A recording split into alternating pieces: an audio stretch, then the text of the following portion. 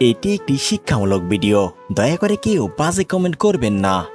কিছু মানুষ আছে যারা অল্পতেই রেগে যায়। এই রেগে যাওয়ার মানুষগুলো আমরা অনেকেই পছন্দ করি না। এদের দেখলে বিরক্ত ভাব চলে আসে। মনে মনে ভাবি এদের মন বলতে হয়তো কিছুই হয় না, অথচ আমরা জানি না প্রকৃতপক্ষে এরাই ভালো মানুষ। রাগ শব্দটা খারাপ হতে পারে, কিন্তু রাগের মানুষগুলো খারাপ না। রাগী মানুষেরা নিজেদের চরিত্রে সহজে দাগ লাগাতে দেয় না, কিন্তু যাই হোক না কেন এদের ব্যক্তিত্ব এতটা নিখুঁত, ততটা প্রখর। এরা সহজে হারতে দেখে না।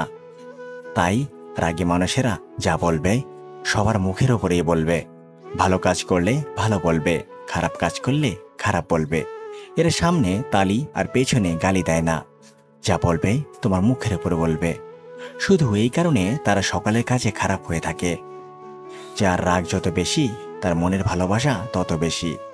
যার রক্ত যত গরম তার মনটা ততই নরম। যে বেশি বোকা ঝকা করে সে নীরবে ততটাই কাঁদে। যে তোমায় যতটা কাঁদায় সে তোমার হাসির জন্য ততটাই কারণ খুঁজতে চায়। তাই রাগী মানুষদের আপন করতে শেখো, কারণ রাগী মানুষগুলো একবার আপন হয়ে গেলে পর হতে চায় না।